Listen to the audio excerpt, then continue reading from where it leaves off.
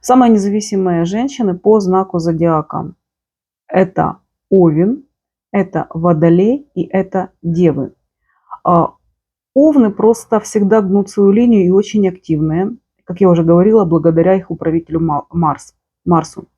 А, Водолеи — это коллективный тип людей, но прожить жизнь они могут спокойно без партнера в одиночестве.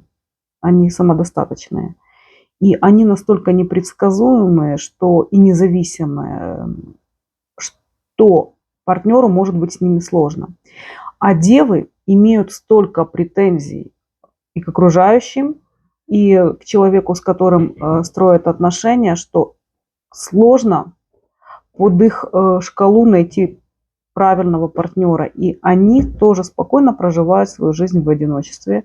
И это их, ну, скажем, не сильно и беспокоит. Они уж очень рациональные. Если у вас есть вопросы, обязательно пишите в комментариях.